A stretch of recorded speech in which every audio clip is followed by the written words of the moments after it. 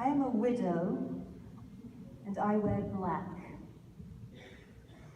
It wasn't too long ago that widows had to wear black, the mourning habit, the widow's weeds.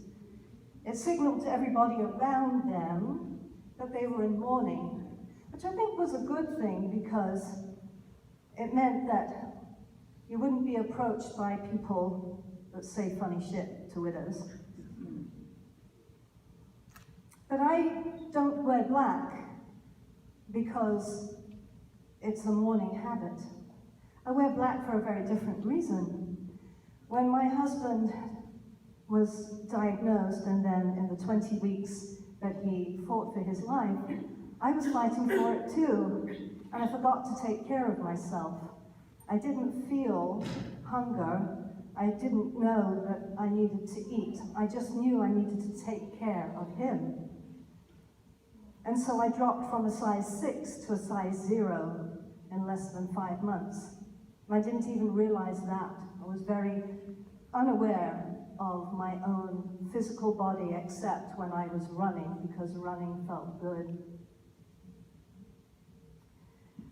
The only place that had size 0 for women in their 50s that was appropriate professionally to wear was something called White House Black Market, and so I filled my closet with black clothes. And it seemed fitting for the darkness that I was in, because grief took me into a very dark place. At the same time I was caring for my husband, I was caring for a congregation. I'm an ordained cantor, which is a Jewish minister who sings the prayers in the synagogue. I also functioned as the rabbi because there wasn't one, and it was an elderly congregation, and I'm trained in hospice, so I was the chaplain as well, and I was taking care of a husband who had stage 4 cancer.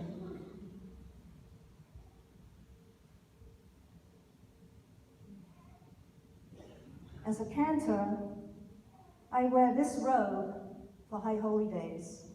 It's called a Kittel and it's white. And when I put it on, I take on the persona of the minister. I reach that holy place inside.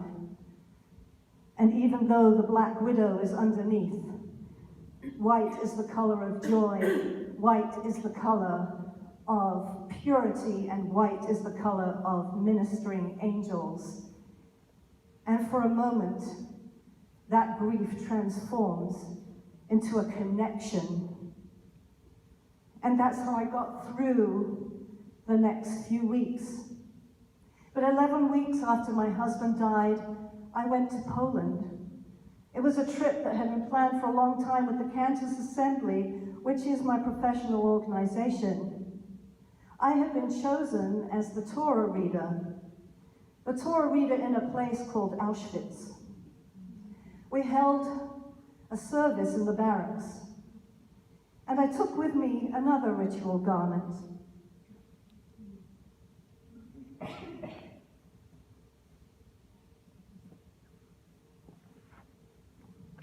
This is a prayer shawl. We call it a talit in Hebrew. But this particular prayer shawl was different, is different. It belonged to my husband. And so when I stood in Auschwitz, wearing this prayer shawl, wrapped in his energy, I felt safe. I felt loved. But when they unrolled the Torah, and I looked at those black letters on the white scroll, I wondered if it had anything really to help save me in this place where my ancestors, my people, had been murdered less than 100 years ago, in the century, less time. And then I started to think, who am I to feel such grief for my husband when so many millions were murdered in this place? And as I started to chant, there were crows that were flying ahead, and the guide told us that these crows were not present when there was smoke coming out of the ovens that were burning the dead bodies. And it said that those crows are actually the souls of the people that were murdered there. And I thought of Viktor Frankl, who survived the camps, who wrote a book, and who said, "Who am I in the face of this?" And I asked myself that question, who am I in the face of this? I went home from Poland, and I walked into an empty house. You see, my widowhood and my empty nest hit at exactly the same time. And this was the first time I traveled, and it was the first time that I walked into this empty house, and it felt desolate and alone and dark. And yet I still carried on caring for my congregation because that's what I do. It took me a full year to break open after my husband died. And when I was on the floor in the fetal position, I knew I had to get away. I had to somehow come home to myself.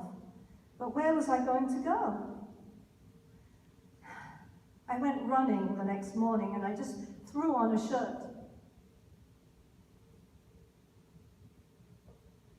Red is my favorite color, but I couldn't see that it was red. I knew intellectually that it was red, but all the color had drained out of my life.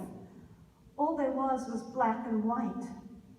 So I threw on this shirt, and I went running, and I asked God and my husbands and my guides and my angels, where shall I go? What shall I do? How can I recover from this? What is my way forward?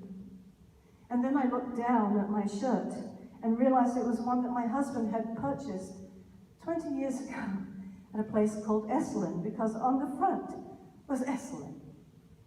And I thought, well, I wonder if it's still there. Never been there myself.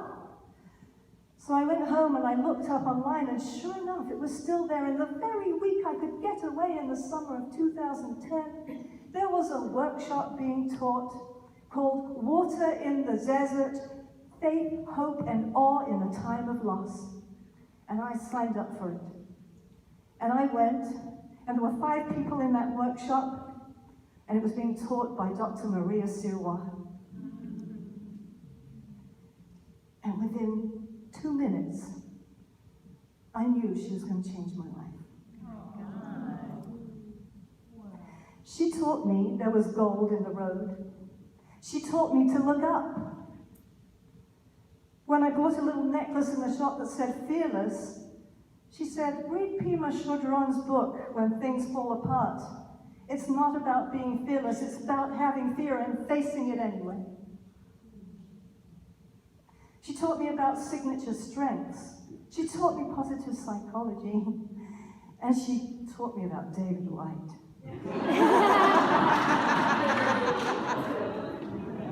I've since seen David White, and I have a picture with my head on his shoulder. And one of his poems really resonated with me. When your eyes are tired, the world is tired also. When your vision has gone, no part of the world can find you. Time to go into the dark, where the night has eyes to recognize its own. There you can be sure you are not beyond love. The dark will be your womb tonight. The night will give you a horizon further than you can see. One thing you must learn, the world was made to be free in. Give up all other worlds except the one to which you belong.